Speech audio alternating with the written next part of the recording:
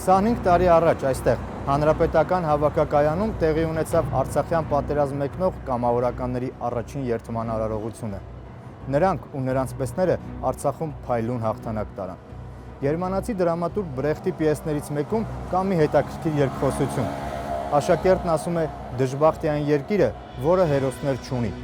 Ուսուցիչը հակադարձում է ոչ, դժբախտային երկիրը, որը հերոսների կարիք ունի։ Չգիտեմ, դուք որ մեկի հետ համաձայն կլինեք, համենայն դեպս հարց է առաջանում։ Իսկ ինչ ասել այն երկրի մասին, որը ունի հերոսներ, բայց որտեղ հերոսները գնահատված չեն։ Թերևս դժբախտ է նաև այն երկիրը, որտեղ պատերազմ հաղթած ազատամարտիկներից թեկուզ մի հոգի ուտելու հաց, քնելու տուն կամ ապրելու հույս չունի։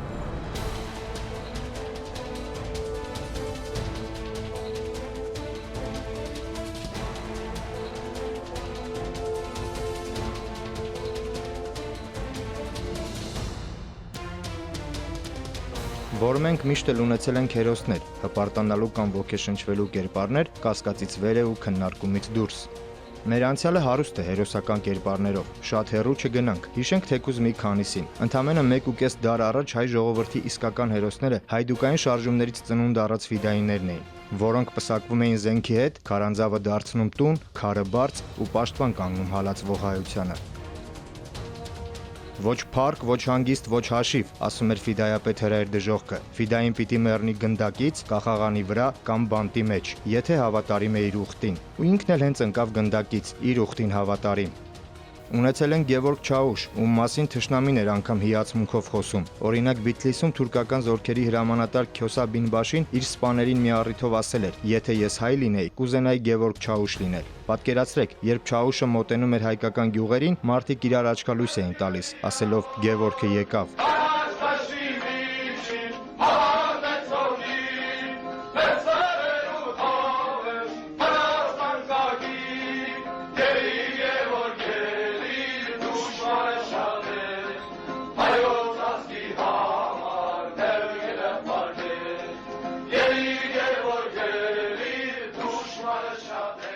Կամ ասենք առաջին հանրապետության հիմնադիրներից Արամ Մանուկյանը, ով ներքին գործերի նախարարն էր, բայց տանը նույնիսկ թեյի շաքար չուներ։ Մի քանի անգամ դա նկատել էր Եղիշե Չարենցը, ու երբ հարցրել էր, թե ինչու է այդպիսի չքավորության մեջ ապրում, Արամը պատասխանել էր. «Իշխանավորը չպիտի լավ ապրի, քանի դեռ ժողովրդի մեծ մասը սոված է»։ Վատառողջ լինելով հանդերձ Արամը հրաժարվում էր դեղերից, հօգուտ ավելի կարիքավորների։ Որպես երկրի ղեկավար նա կարող էր գնալ արտասահման ու բուժվել, բայց չգնաց, մնաց ու իր բազմաթիվ հայրենակիցների հետ մահացավ բծավոր տիֆից։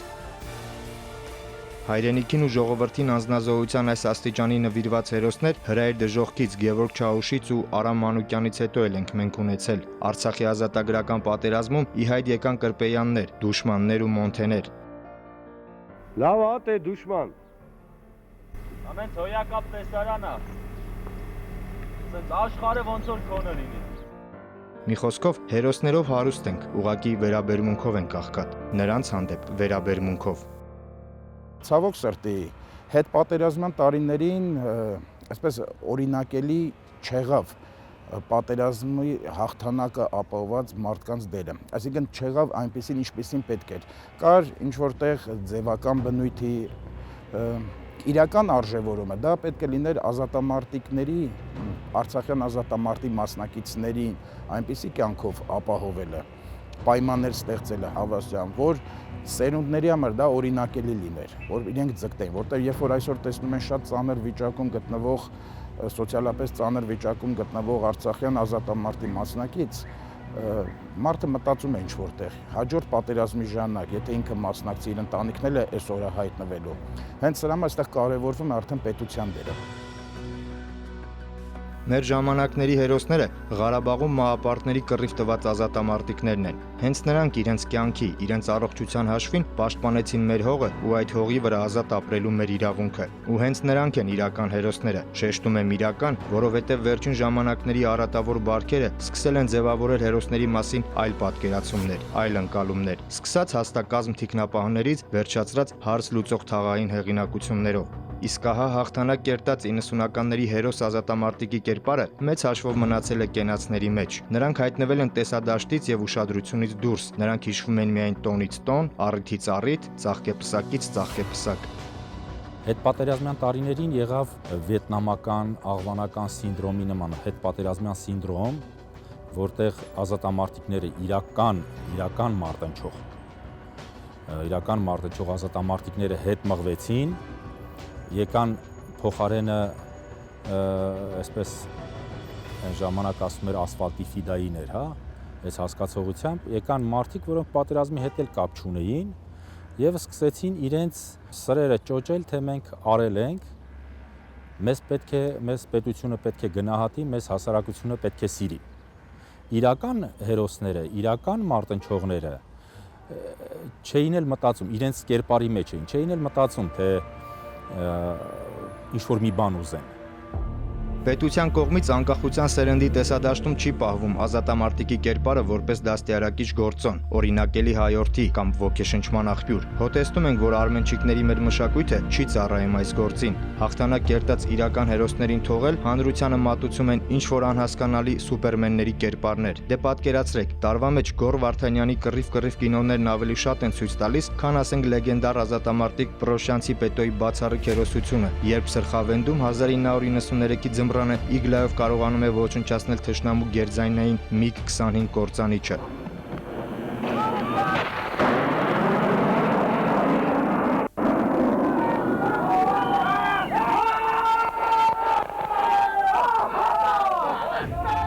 Գիտեք, չէ, իր այս սխրանքի համար Արցախի բանակից որպես պարգև ստացած գումարը Պետոն չի վերցնում իրեն, այլ փոխանցում է զոհված ընկերների ընտանիքներին։ Ու հիմա ստացվում է, որ մենք մեր ձեռքով մատաղ սերնդի մեջ դաստիարակում ենք ոչ թե Պրոշյանցի փառահեղ Պետոններ, այլ ընդամենը կռիվ կինոյի հերոսներ։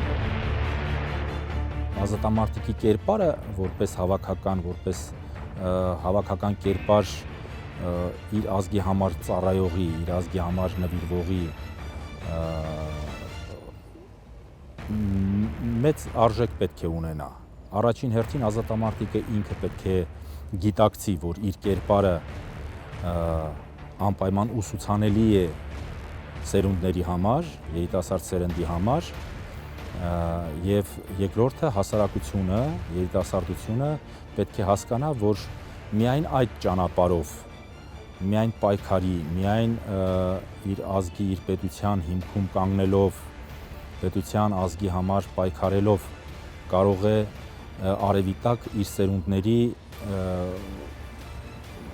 տեղը ապահովելու։ Դրա համար անհրաժեշտ է, որ եւ հասարակությունը գնահատի ազատամարտիկին եւ ազատամարտիկը իր, այսպես ասած, առաքելությունը ճիշտ կատարի եւ մնա կերպարի մեջ։ Հետպատերազմյան շրջանից սկսած մեր ազատամարտիկների մի մասը աստիճանաբար իրեն զգաց լուսանցքից դուրս մղված։ Իրականում ազատամարտիկներին աջակցելը, մեծարելը, նրանց խնդիրներին պետական մակարդակով տեր կանգնելը սուտ անձնական կամ սոցիալ-կենցաղային հարց չի։ Իր ամբողջության մեջ դա ստրատեգիական նշանակություն ունեցող հարց է պետության ու ազգի վաղվա վտանգների համար։ Իրական պատերազմի մասնակցին այսպես փաստաթղթով պատերազմի մասնակցից տարբերակել, որովհետև եթե այս խնդիրը չկա, հասարակության մեջ էլ մտածողությունը փոխվում է։ Հիմա ես օրինակ բերեմ, ես ասենք տեսել եմ ցայտ աղբյուր, ինչ որ մեկի համար կառուցված, որ Արցախյան ազատամարտի մասնակից չի եղել։ Ուղղակի դիպվածի բերումով տվյալ տարածքում հայտնվելով, ասենք պայթել է ականի, չասեմ ինչ նպատակով ականի վրա, եւ բոլորը շենքում ճանաչում են, չէ՞, ասենք գիտեն, որ մարդը պատերազմի մասնակից է։ Դրանով այդ ինստիտուտը մենք արժե զրկում ենք։ Այստեղ շատ կարևորում է նաեւ զտելը, մաքրելը։ Այդ ցանկերը, սա ես չեմ մեղադրում, որովհետեւ հասկանում եք, բարդ տարիներ էին, կամավորական ջոկատներ, առանց փաստաթղթերի, շատ դեպքերում արխիվային տվյալներ չկա այսօր, եւ շատ դեպքերում մարդուն Արցախյան պատերազմի մասնակցի վկայական տալիս են ինչ որ մեկի հուշերով, ինչ որ մեկի հիշատակումով, որովհետեւ այլ իր բան չկա։ Բայց ամեն դեպքում պետք է ավելի մանրակրկիտ այս ամենը զտել։ Իմ, քո, նրա երեխաները վաղը մարդ դառնալիս, երբ տեսնեն, որ Հայաստան պետությունը պատերազմում հերոսացած իր զավակներին արժանիորեն գնահատում է, թեև թիկունք լինում, արդեն վաղը վտանգի պահին նրանց քաջագործությունները կրկնելու ազնիվ մղումներ կունենան։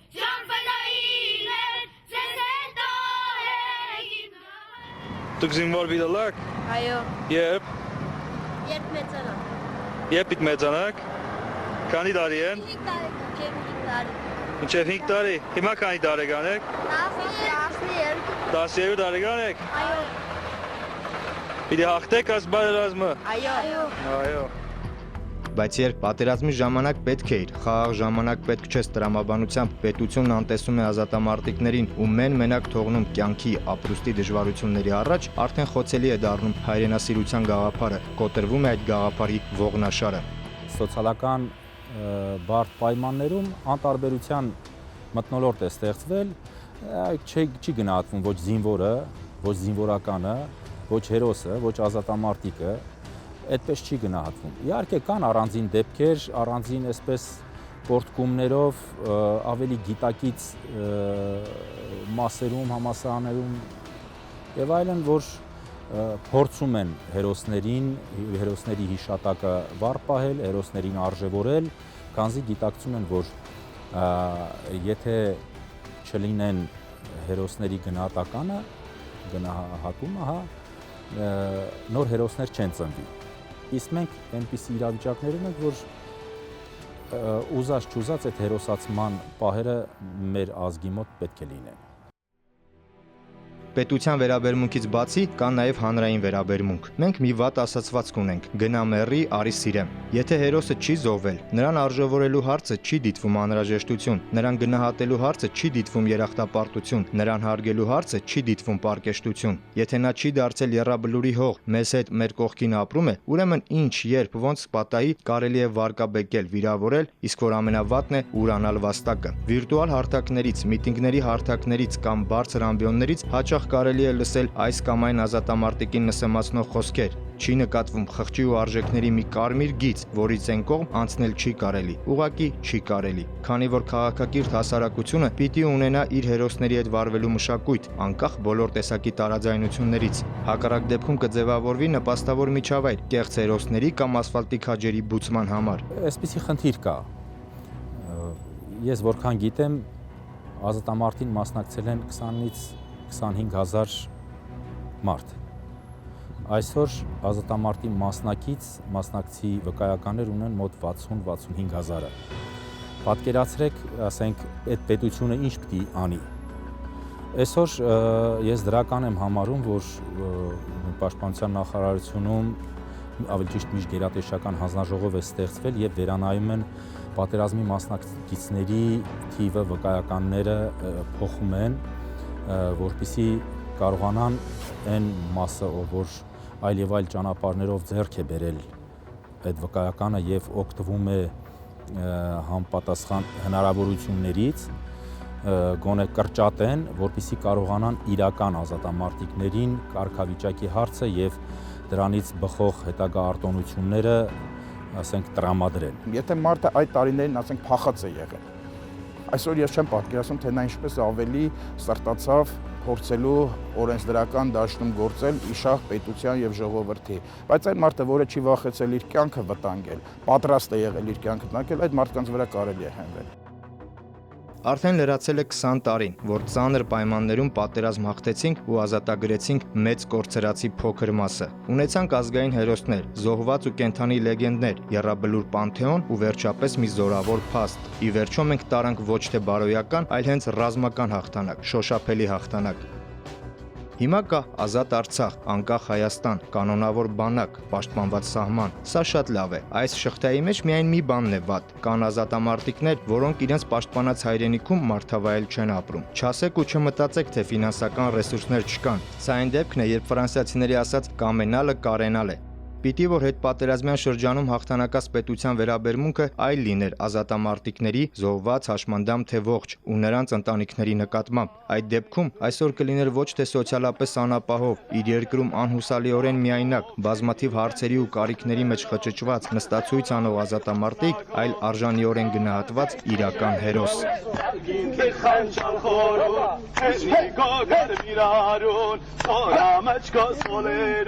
Ուզում եմ հավատացնել նաև իմ մարտական ընկերներին, ուզում եմ հավատացնել բոլոր ազատամարտիկներին, որ այսպես չի մնալու։ Պարզապես մենք պետք է այս ֆրոնտում էլ պայքարենք։ Ոչ թե մեր մեդալների, մեզ արտոնություններ տալու համար, այլ իրական արժեքները սերունդերին փոխանցելու համար։ Հայաստանի ազգային հերոսներից Գեղազնիկ Միքայելյանը, նույն ինքը Չաուշը, հերթական անգամ մեկնում էր Ղարաբաղ պատերազմի։ Պատմում են, որ հարազատները դժվարությամբ են նրանից բաժանվում, անընդհատ փորձելով հետ պահել գնալու մտքից։ Վերջում կինը հուսահատ հարցնում է. «Բա որ զոհվես, ինչ ենք անելու, երեխաներին ո՞նց ենք պահելու»։ Չաուշը վստահ ժպտում է ու վստահ պատասխանում. «Պետությունը կհոգա»։ Դա վերջին անգամն էր, որ հարազատները նրան ողջ տեսան։ Չաուշի պես շատերը գնացին, այդպես մտածելով, անվերադարձ գնացին, ձեռքը զենքի վրա, հույսը պետության։ Ախր ինչու, ախր ինչպես, ախր թե ոնց, հարցնում ենք մեկս մեկիս տղերք թե ոնց, ինչու պիտի անտեր մնանք, ախր անտեր մարդու գոնե մեկը լիներ ընկեր։